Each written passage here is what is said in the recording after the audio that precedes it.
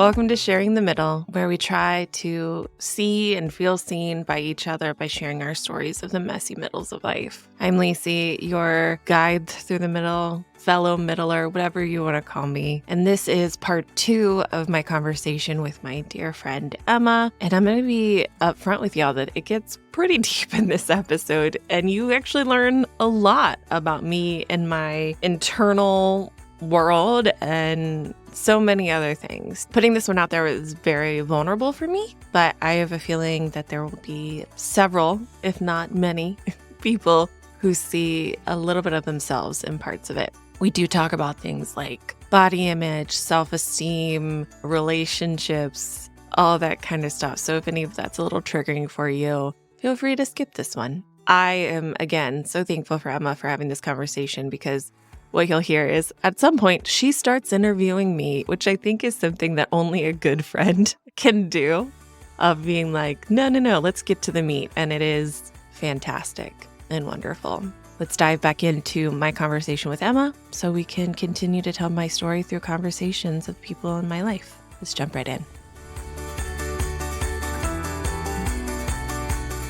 I also love that we had very different parents. And not, like, your mom to me is like the symbol of an independent woman in a lot of ways. And I love that I had that to look at as, oh, this is another option in life. Yes. And like when things weren't going to work out financially, she's like, nope, I'm going to make it work. And she started a second business and she worked 2 jobs, and she was like the OG hustler of, I'm going to make this work and I'm going to keep this farm so my kids can grow up here. And I even remember when I was 18, I was like, why are we still here? This is a lot of work.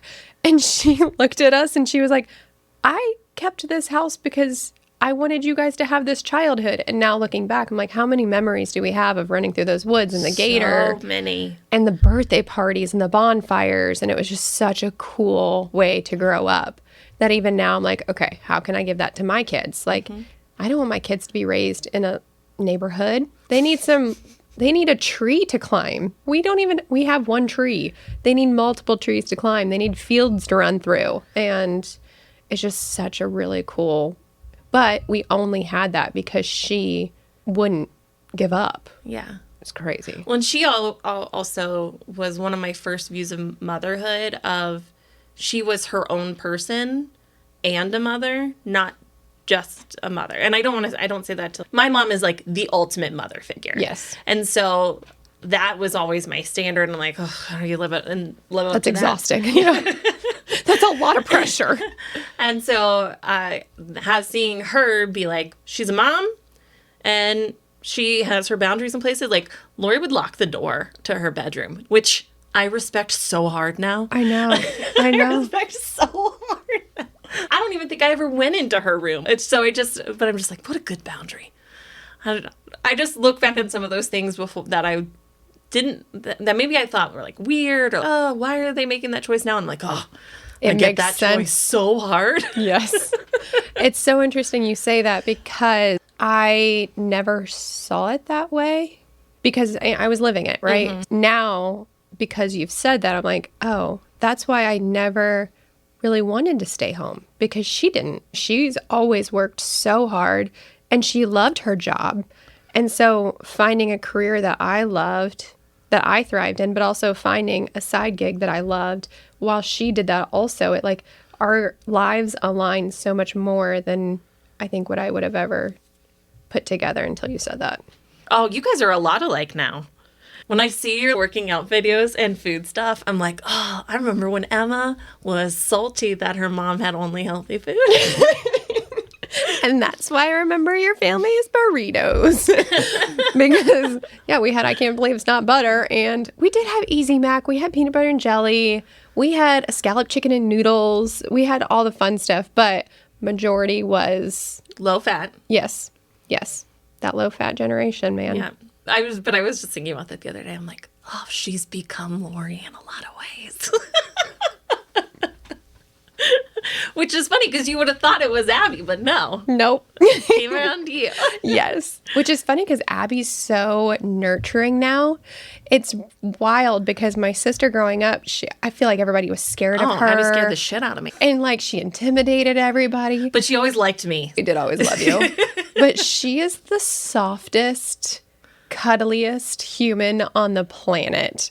She loves to tie-dye. She loves to read books. She's a teacher, and so she loves her job. And it is so wild to see her switch so dramatically into this soft, cuddly bear who loves to tie-dye and knit. And she's the sewer of the family, and she loves to cook, and she houses us every holiday because she's so much of a better cook than I am. And yeah. I logically know it. I've seen it. I'm friends with Abby on Facebook. But I'm also like, how is that possible? Abby's voice always got you. Scary. She's the scary one. That's how I felt about Paige's sister, too. Do you remember how scary? Yeah. But your sisters were never scary. No. No, they weren't. I think Rob was the scariest out of all of them. Yeah. But that's just because I was never exposed to a brother. Yeah. And boys, I think, are different. Yeah. He also was, even though he was 5 years older than us, he was still the closest in age. So I think those kinds of things all add up to it. See, in my mind, Becky's the closest. Is she not? She's not. No. Nope. But she was always there taking care of us and letting us use her clothes and yeah. Yeah. No. It's also funny though, Amy, who you would think is the softest of my siblings, was the meanest to me growing up. Really? Oh my gosh. Amy used to drag me up the stairs by my hair. Yeah. Yeah. Oh, wow. But that didn't happen as much when we moved to Tip. That Okay. happened mostly when we lived in Fort Thomas. So when she was like 13. No, she was like in high school. She knew better. Oh. And I was much younger. Wow. But then she came around and she fed me for years when I would go visit her and her kids for dinner. So it's just so weird to see how those... Yeah, they shift. Yeah. Yeah. I don't feel like you or I shifted that dramatically. No. No, we're pretty much the same people, I think. I will say, you are less weird than you used to be. I used to be a compulsive liar also. I really think I had a large shift around 17, 18, where I drank a lot in high school. I haven't had a drink in 3 years. I smoked a lot in high school. I did smoke through my 20s, so that doesn't count. I cussed a lot. Do you remember how much I cussed? I did, but we were allowed to cuss at your house when we were 13. Oh, yeah. Oh, yeah. And that's where Lori was a rebel. She was the rebel parent. I will say, thinking about it now, I'm like, oh. But I think I view cussing and cursing different. And like, if my kids say it, it's just don't say it in front of other people. I know. Yeah, like that doesn't really matter. Yeah. But I remember the 13-year-old rule. I was like, yeah, I'm 13 now. Do you remember how much of a liar I used to be? Yeah. Oh, that, if there is one thing of my... It was so from insecurity, though, and it was always about the dumbest things. I know, but it was like compulsive about dumb stuff. Yeah. That's what's so wild. I'm like, I look back and I'm like, you know how there's that one thing in your childhood that just nags at you? Like, why did I do that? It was that. And if I ever left anybody out, the idea of leaving anybody out, what is that? Strength finders. Like one of my biggest things is making sure everybody feels involved. Yeah. Because the idea of ever leaving anybody out makes me crippled. It's so funny because there are times where I was left out, but it was never your fault. But I allowed it to happen. Oh, wow. And that is just as bad. There were birthday parties. There were laser tag events. There were so many things that I allowed to happen, and I never stopped it. And I will work on forgiveness for that. But also, it hurts me just as much as it hurt you. But I would say there are certain people that things are specifically tied to events that happened and that were consistent. But even in life, when you allow something to happen, you are still in charge of that. And so the fact that ever even I allowed that to happen still, yeah. So I am sorry. Yeah, you don't have to be sorry. I know, but... But I am. I don't have to be, but I really am. I know. It's part of childhood, right? It is. It's part of childhood. And it's so weird. I wouldn't say that I was ever bullied, truly bullied or anything like that. But I do think about certain friendships and, oh man, thank God you can move on with life and not have to see things anymore, because I don't hold ill will towards anybody or anything like that. It's just, that's one of the beautiful things about growing up. I told this to my niece who's graduating high school this year, and I'm like, you get to choose who's in your life, and you don't have to put up with stuff anymore. Yes. And I think about that sometimes too. But in the moment, it feels like, I remember being in 8th grade, and in the moment, those people in your life that are so toxic, it feels like you'll never be able to escape it. Yeah. And it feels so heavy all the time. Yeah. My 4th grader is having really bad issues. She's actually working through them right now, but I have her in counseling right now because of friendships. Yeah. And I looked at her, I was like, girl, I get it. Let's go get you some help, because you need to learn boundaries and barriers right now at a younger age, so this doesn't haunt you the rest of. So thankfully, counseling. Heck yeah. You know I'm all pro therapy. I know. We also go get Starbucks beforehand. I think it's really cool that you think about your experience and you think, no, I want to give you the tools now so you don't have to feel this way later on. And I do think that's the better aspect of our generation that we've learned. Mm-hmm. But I don't think our parents even had that availability. It wasn't around. So they couldn't have given us that. It's like with Isaac right now, he's having some issues and we're working on getting him tools to be able to deal with them. And Joe's just like, I'm so glad he's not going to have to figure this all out on his own. Yes. When everything crumbles to the ground and he doesn't know what to do. Yes. And I'm just like, you're right. It's okay. He's doing that now. He's supposed to do that now. But I also think, looking back now, those friendships that were not great and toxic, I don't know. I learned a lot from that. Yes. Looking back now, and the effort that it took to be mean to people is just something I've never understood. I don't either. And there are times where I think about something that I've said and I'm like, oh, I shouldn't have said that. But I never intentionally tried to hurt someone. I do think about things that I'm like, oh, nope, that was mean. We put a girl's bra in a cooler. It wasn't even a freezer. It was a cooler. I think I had a lot of friendships that I felt like I had to be very performative in, but that our friendship was never like that for me. And so I think that's another reason why it's easy to continue being friends. So easy. I also think, too, like, we can snap back and instantly just be ourselves again. I know. It was funny because I could tell at the beginning you were like, there's a microphone and we're talking. And I didn't want you to feel like you had to put on a show. And then, no. It's the beginning. I don't like the beginning of anything. I know. I know. And but I agree. It's just who we are. And I think like I said, I think you have one of the clearest pictures of who I am to my core as a person. And I just don't think that's something that fades. Okay, so I do want to know, what season of your life do you feel was the hardest? Or, like, looking back at your childhood, you were like, this season was just really difficult. Our older years in high school, I made some decisions I'm not very proud of. I actually have a lot of lingering issues from that I'm now starting to work on and deal with. And so that was a very isolating and hard time for me. Yeah. And even during that time, though, I remember, I don't know if it's because you just weren't in school very much. I just remember being like, but I have Emma over here. It was not, I don't know. I don't associate you with it at all. That was a very hard time for me. But I also, not even thinking about that, but I think about just my relationship with myself. Yes. And that was a period of time where I started to just be really hard on myself. That was going into senior year when you were class president. Yeah. Because I spent a lot of time being sad that I didn't have male attention, that boys didn't like me. I was always the bigger girl, like all of those things. And I spent a lot of time feeling alienated because of that. Yeah. And I wish I could tell that girl now, like, girlfriend, you actually don't like them. No. No.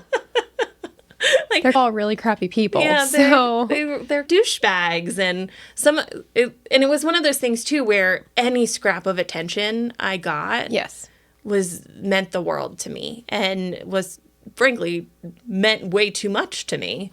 And I just think about, not that I think anybody took advantage of that or anything. I think about that girl and I think about that time, and I don't remember. When I say I don't remember that time, You blocked it out. I truly don't remember a lot of that time. I think our brains do that almost so we can heal from it without having to walk through it over and over and live in it. It is, but what I've learned, because like I said, I'm going through Right. therapy, and like literally I'm doing trauma-based therapy with actively working on this specifically. Yes. I think I have placed a lot more value on that time because my brain won't let me access it. Right. And anytime, but the fact that I'm even having this conversation right now is a really big step for me. But that time specifically, anytime I would think about it or think about anything connected to it, my chest would lock up. And for a long time, I just was like, that's how you feel, that's how you feel, that's how you feel. And then I'm like, oh no, I've learned that's called trauma. Yeah. There's something else under there. That's called trauma, and that is affecting a lot of the decisions that I was making all the time until like my mid-20s. It's hard. That time, I also think about a lot of people would look at that time and say, oh my gosh, you were student body president. You were doing all the things. Yeah. But I couldn't even tell you about anything. It'll be interesting to loop back around and see maybe what is uncovered through your therapy. Yeah. My therapist, one of the things that we talked about, what success would look like for me, is me being able to talk about it. So me even just talking about a bad thing happened that existed during this time, huge for me. Huge. And I still may cut this out. I don't know. The learning experience you gained through it allowed you to maybe have some walls up to be able to meet Joe. Don't you just wish you could go sit and eat a knee with that girl and be like, just wait till you meet your husband. I got something really good for you. And it's really funny. I just was finishing editing my conversation with my cousin. And in it, I do say it took me being with Joe for 2 years to realize that I don't care about a man's opinion of me. Like that, it took me having it and having it in a positive way to realize how unimportant it was. Right. And one, I hate it because I'm like, damn it, Joe. But it took me so long to know that. And I think back and it was so important to me. Yeah. It was so important to me. And there are so many places where I just made decisions where I was like, ugh, why would you do that? We all did. I know. I hate to say this because I'm like, man, it's one of those moments where I'm like, look at you. I know. Look at you getting out of the box. Look at you like working through it. Look at you like just, I don't know, healing yourself and doing all the things that are going to make you a better person and more healed person in the end. Mm-hmm. I am doing it now for myself. Yes. Not for someone else thinking I'm better, or I don't know. It's only for me to truly be better, not, I don't know how else to say it. Not to prove that you're trying. Yeah. Not to do it because I should do it, and not to do it because it's the right thing to say that I'm doing it, but to do it because it will actually make me feel better. Right. How do you think Joe has maybe healed you through your marriage to prove as a father, as a husband, watching him even parent differently? Do you feel like that has been healing? I didn't know men like Joe existed. I didn't know that there were men that football wasn't, or sports or whatever wasn't their main priority in life. I didn't know, which is so funny because some people have commented that I do have a very masculine energy in some ways. And I'm just like, but I've always thought that was this one thing. And now I think I understand it a little bit more. Mm-hmm. But that was really the biggest thing that Joe taught me is, oh, I don't actually like those men. Yeah. That's just what I thought everything was and that existed. And I actually think about a lot of the boys that we went to school with now in a very kind of like fond way of, Yeah, they were fun. And outgoing and fun and that kind of thing. And teenage boys are still my least favorite demographic in the world. I know that they're going to comment on my podcast about it. But I find them more scary than teenage girls. Middle school girls, though. Oh, scary. Yeah. But high school girls, I can deal with them because I know how insecure they are. Exactly. You know what the root of them are. Yeah. But teenage boys, it's so in proving a certain masculinity. It's a whole testosterone surge. Yeah, and everything about them is just. Yeah, the fact that Joe existed still is something that I value, and that Joe thinks I'm the most beautiful woman in the world. Genuinely, he does. And, I might cry. I've always known that I'm pretty. I'm really good at compartmentalizing. Yes. And logicking out of, I have a pretty face. I have a nice smile, but I've always been bigger. I've always been the biggest friend. I was always the biggest girl in the group. And I think that had a bigger impact on me than probably any of you knew. Never. I never knew it. Because you carry yourself with such confidence. Yeah, because even though we all know I'm the biggest one, we shouldn't talk about it. Because that'll point direct attention to it.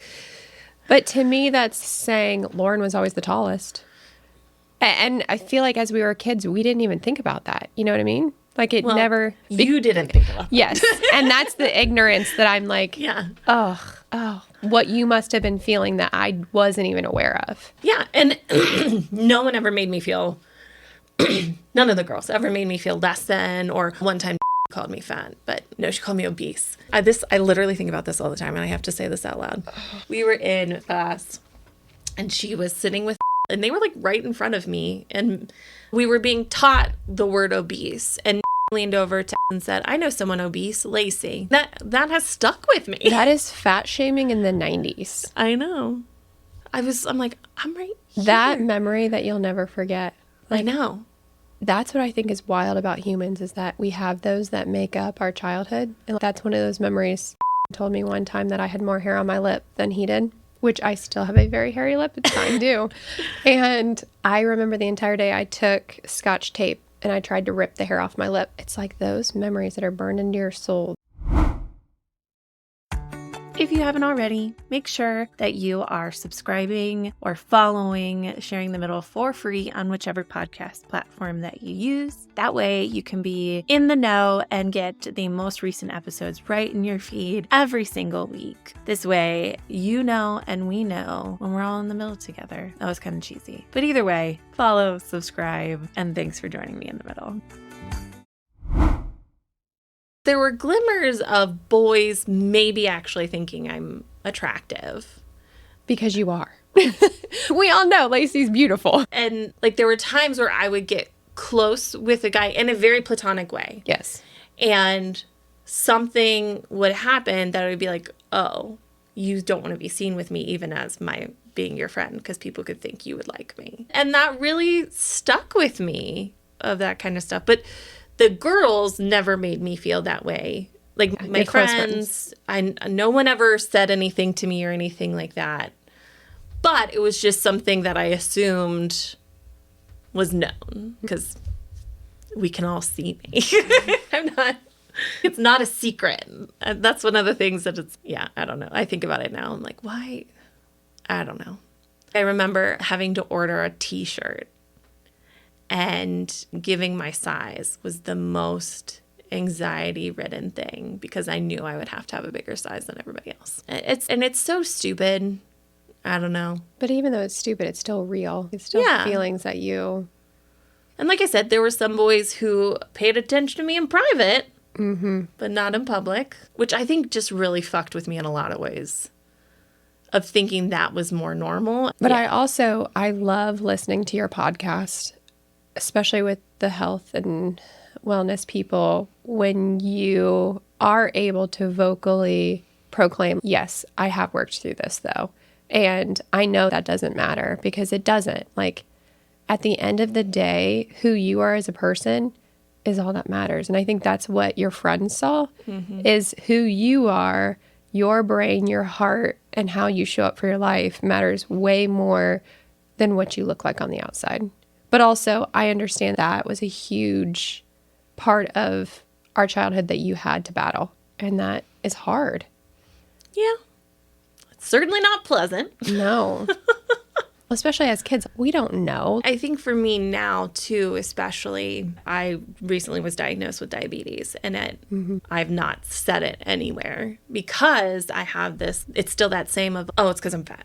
You had diabetes when you're pregnant. Oh. You are just prone to it. Look at your genetics. That's what I was going to say. We're good. Look at your genetics. I know. You are predestined genetically. There are so many things. That's like having long toes. Joe, the other day, when I told him, I was like, it feels like I failed. And he was like, oh my God. He's Lacey. He's your maternal grandmother had it. Your dad has had it. Yes. You have PCOS. You have all illness. of it. You can't move Yes. and do all the things that you're supposed to. And he was like, it's like expecting a little league team to beat the Yankees. Exactly. Exactly. That's what I just want to be like. Yeah, I guess there's a possibility. No, you are genetically predestined. It's like you getting PCOS and thinking it's your fault. I know. That's not your fault. That's your genetics. Like, yeah. Again, logically, I can know all these things. Also, can you imagine the battle that you would have to go through the rest of your life to combat your... Yes, maybe if you did X, Y, Z and you were perfectly healthy and you didn't have a chronic illness and you weren't already, like maybe there's a 5% chance you didn't end up with it. Mm-hmm. But I know plenty of people that they do X, Y, Z and they still have it. Yeah. Yeah. It's interesting because I've started taking Manjaro, which is, and so I've lost 5 pounds, but I don't want to talk about that I'm losing weight because I don't want it to be a thing. Yeah. Because I am probably going to be on it for the rest of my life, which means I probably will be at a smaller size soon. Yeah. And this shit just from then is still in my head of maybe boys will like me. Like literally, I had that thought. And I'm like, there is a boy that likes me. And he's the greatest human ever. He's great. I want to punch him in the face so much. Even if you didn't love Joe, if you listen to your podcast, maybe you didn't know Joe. Me, I barely knew Joe. And I listened to the podcast and I'm like, oh man, that man is incredible. He is a delight. He is funny. He cares. He shows up. He does. He sits on a podcast. That is amazing. It truly is such a gift. He really is. And to know your kids get him as a dad, at the end of the day, how cool is that? Oh, my kids are amazing. Freaking lucky. I am so proud of our approach to parenting and how we are truly on the same page of wanting our children to be the best people that they can be without the pressure that I put on myself. Because I say this all the time. No one made me feel that like I had to be. No, like you're that. the youngest child. Yeah. You don't fit that scenario. So I'm not, I don't know who to blame for that, but it's not my mom's fault or anything like that. I would say society. I have always had anxiety and I've not known it. And that I also have always had big emotions, and my big emotions were not appreciated by the world a lot of times. And I learned very quickly that you just push it down. You dumb yourself down a little bit too. Yeah. Yeah. Push it down. And then here's the problem. I'm really smart. And so you know what that does? That makes my anxiety really smart. And so there are times in my life where I'm like, holy shit, I was so anxious and I didn't even know it. Yeah. Because it was so sneaky and it wouldn't let me see it. I don't know. It's nefarious. I've started to think, I posted this the other day, I started to think of my anxiety as a misinformed spy. Like, she's really devious. She does some weird shit in the background that I don't understand, but she's using the wrong briefing. Yes. Yes. So I can listen to her and just be like, oh, honey. You do not have control. Yeah. But to ignore her does more damage. Yes. And I do think that's ultimately why I ended up with what I ended up chronic illness wise. Is I need to say this for myself and for everybody else. It is real. My illness is real. What happens to me is real. But I think the stress that my body had, because I've always essentially been like, my body is my enemy. I've never once not thought my body wasn't my enemy. And so 30 years of stress, of fighting yourself and being smart about it, that's at a certain point, a soldier's gonna go down. It's like a runner who is so mentally capable of pushing themselves that they get to almost the end of a race and their body snaps. Yeah. Because no matter how mentally strong you are, your body is still in control. Yep. Yeah. And hormones are developed by your mind. They're developed by your gut. And when you don't take care of those, it shuts down your body. I am so thankful every day that I found Joe and that Joe found me and that I made Joe be my boyfriend. But I am thankful for what I learned about myself, probably the most with him, because he's always just let me be whatever I needed to be. Now, relating to your chronic illness, I really want to know, do you ever have moments where you're thankful for it? Which sounds twisted because I know it's so debilitating and it has taken your life and it's taken so many aspects of who you are as a person, but also there's so many things that has come out of it. This podcast, like being at home, moving, finding a new place to raise your children, all of those things that came out of you having to literally lay down your life and start fresh. Are you ever grateful for it? Yeah. And learning how to listen to your body. Yeah. That part of the reason why I am better generally today is because I have learned how to listen to my body. And rest. And knowing, oh, my body's not out to get me. My body is not my enemy. I also, like I said, it's almost like it's doing the opposite of what that previous experience was for me, where it shut me and made me smaller. Whereas my chronic illness somehow has allowed me to be bigger. Right. And in a lot of different ways. And I am appreciative of that because I probably would have always just kept my head down and doing the thing that I thought I was supposed to be doing all the time. Right. And didn't take a step back and think about, what do I actually want? And you would have been too scared to. Yeah, I would have never done it on my own. It was a forced halt. I think it all happened at the time it was supposed to happen. A couple weeks before I really was bad, I looked at Joe and I was like, what if I could do this like writing and podcasting thing full time? And he was like, let's take it one step at a time. And then a few weeks later, my body was like, you're done. And you're like, oh, okay. So it did make it so that was something that I could do. Yes. So I am thankful for that. I think it's made me a better mom in a lot of ways. It's made me a worse mom in other ways, but It's made you probably realize it actually matters. Does doing laundry matter? No. yes, my children have a level of empathy that Iris was still in. We'll see. But Isaac, his empathy is off the charts. And not in a people-pleasing way, in a place of genuine care. Yeah. And I think that started when I was pregnant with Iris and I was constantly puking and peeing my pants all the time. And he would come to my back and pat my back while I was puking. But I think that has been a gift that I am so proud of the little boy that he is, because he really is so empathetic and genuinely wants to help and everyone to be good and happy and all that stuff. And again, not coming from a place of shame or coming from a place of that he should, but coming from a true place of love. And that's really freaking cool. Yeah. Wow. I certainly do have a lot of those things. I honestly try not to say some of those things because I still have the battle in my mind of, is this real?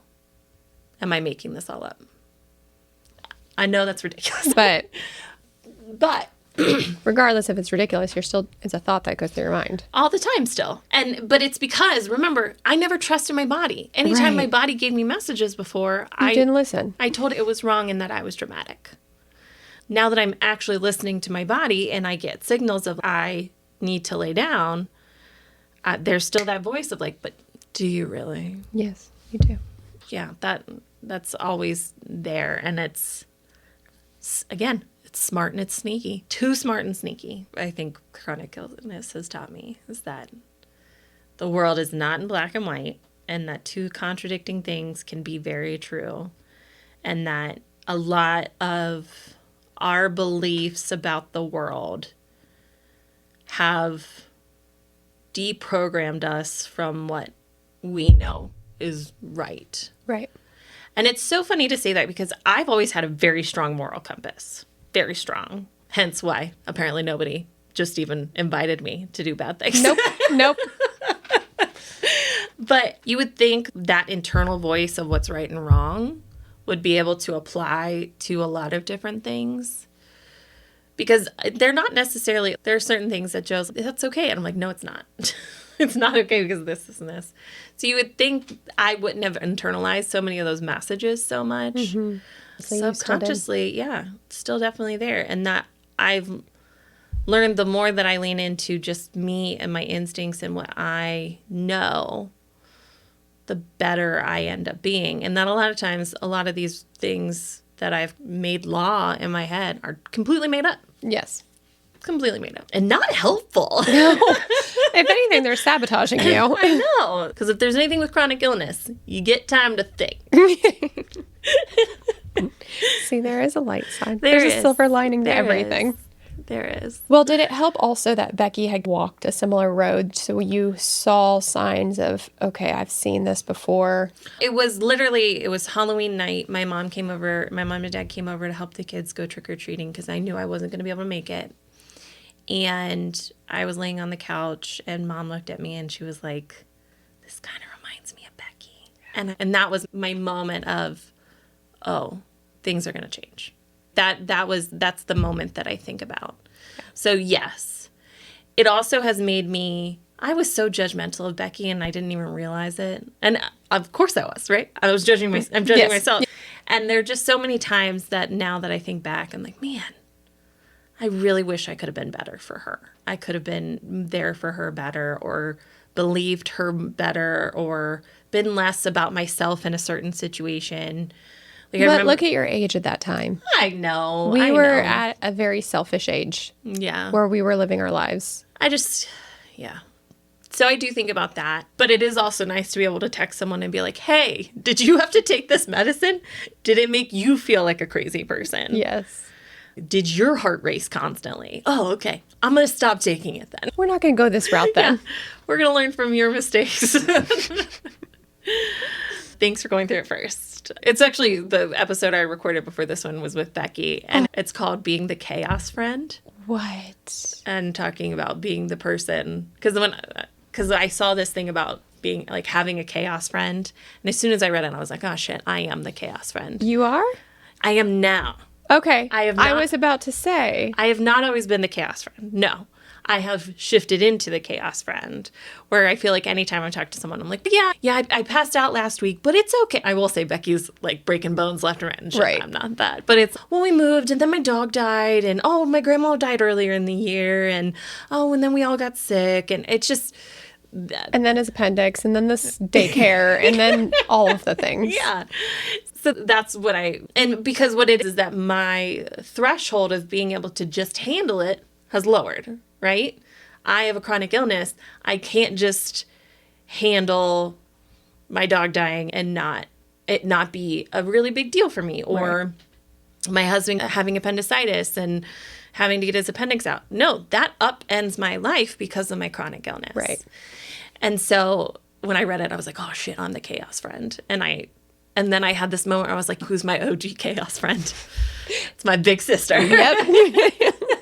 She started that. I have not always been the chaos friend. And she and I actually talk about this, how a lot of her stuff is outward facing, messages about her and how that affected her, whereas mine's very inward facing, of like push it down, push it down, push it down.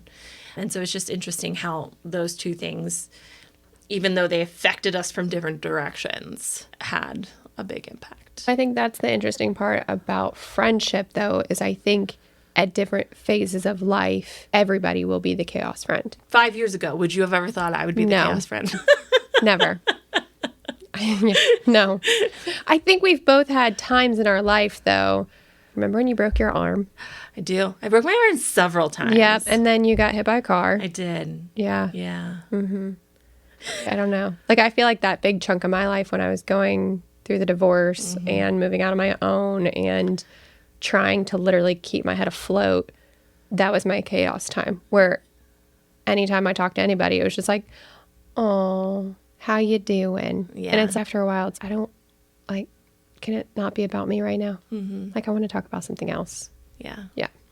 I don't want to have to recount All the all of things. it. Yes. It's like retelling the same story. That's why literally, I think at one point on Facebook, I posted, don't ask me how I am. If you want to know, listen to the podcast. I don't want to talk about it anymore. I know. And It's exhausting. It's exhausting. And yeah, I don't know. I do think it's funny because I do think growing up, if someone was more of the chaos friend, it would have been you. Absolutely. Absolutely. I have always been pretty steady. You are very steady. But it's funny because opposites attract. Yeah. So my husband is the most steady person on the planet. Yeah. And the reason I'm attracted to him is because he is so steady. Joe's very steady too. That consistent. Who knew that football players are not sexy? Consistent engineers is where it's at. Actually feeling safe with someone and knowing what's Right. going to happen with them. Did you know that's possible? Yeah. Did you know? I don't need you to bring me home flowers. I need that you are going to unload the dishwasher every time. I can have feelings and you aren't going to be mad at me for having feelings? No. Oh my gosh. Now, are you overwhelmed by them? Yes. Of course. But we can work that out. Passion with passion doesn't really work. One passionate... Yeah. Yeah. And it could work, but you both have to be able to flex. And I think that's, yeah. Yeah. I don't know. It's a whole different ballgame. It really is. It really is. I should actually try to wrap this up. Thanks for joining me today, Emma. Oh, this was truly one of the best days I've had in a long time. Thank you. I'm glad that we just got to chat. It was so fun recounting my childhood, honestly. I know. I didn't realize how much I needed that. I know. So many good memories. Yeah. Because I've been really focused on the not great parts lately. And so to be like, yeah, no, things are really lovely in so many ways. And how can I make sure my kids have this much fun? Yes. Yeah, absolutely. And then also thanks for being my lifelong friend. It's my joy. Yeah. All right. Thanks, Emma.